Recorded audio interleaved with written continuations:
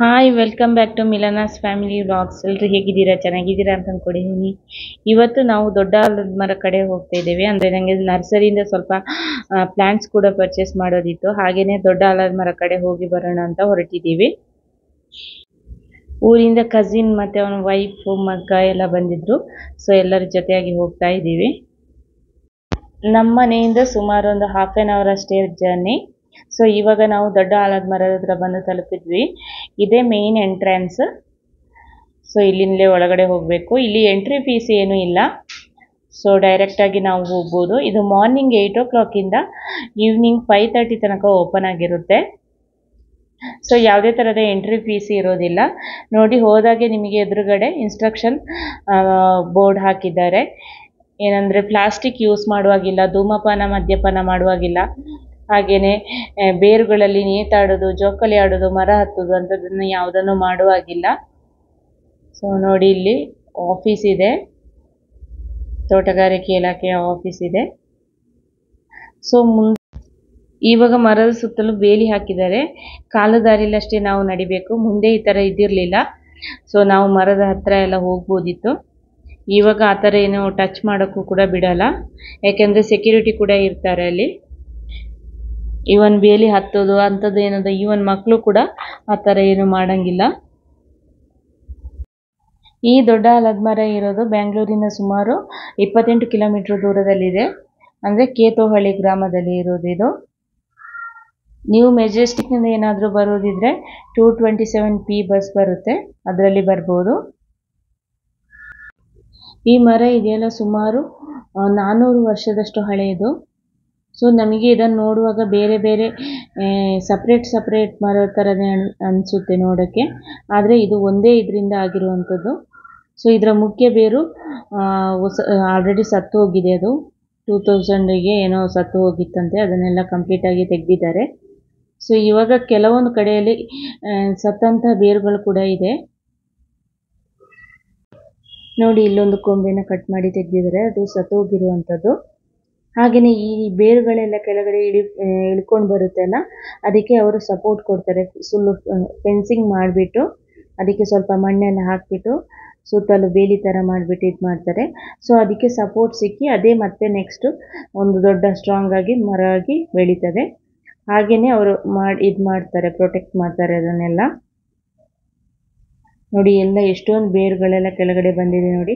ಇದೆಲ್ಲ ಸಪೋರ್ಟ್ ಕೊಟ್ಟೇ ಮಾಡಿರುವಂಥದ್ದು. ಸೊ ಅದರಿಂದ ಇದು ಸುತ್ತಲೂ ಈ ಥರನೇ ಹರಡ್ಕೊಳ್ಳುತ್ತೆ. ನೋಡಿ, ಇದು ಕೂಡ ಒಣಗಿ ಹೋಗಿದೆ. ಒಣಗಿ ಹೋಗಿದ್ದನ್ನೆಲ್ಲ ಅವ್ರು ಕಟ್ ಮಾಡಿ ತೆಗಿತಾರೆ.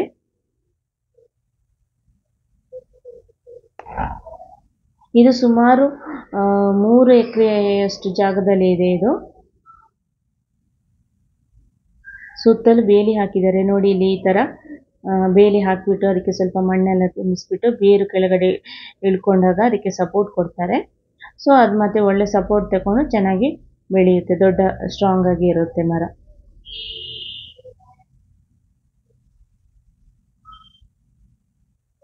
ಸೊ ಇಲ್ಲಿ ಮಂಗಗಳು ತುಂಬ ಜಾಸ್ತಿ, ಮಂಗಗಳು ಕೂಡ ಹಾವುಗಳೆಲ್ಲ ಇರುತ್ತೆ. ನೀವೇನಾದರೂ ಇಲ್ಲಿಗೆ ವಿಸಿಟ್ ಮಾಡುವಂಥ ಪ್ಲ್ಯಾನ್ ಇದ್ದರೆ ಮಾರ್ನಿಂಗ್ 8 o'clock ಈವ್ನಿಂಗ್ 5:30 ತನಕ ಇದು ಓಪನ್ ಇರುತ್ತೆ. ಎನಿ ಟೈಮ್ ನೀವು ವಿಸಿಟ್ ಮಾಡ್ಬೋದು.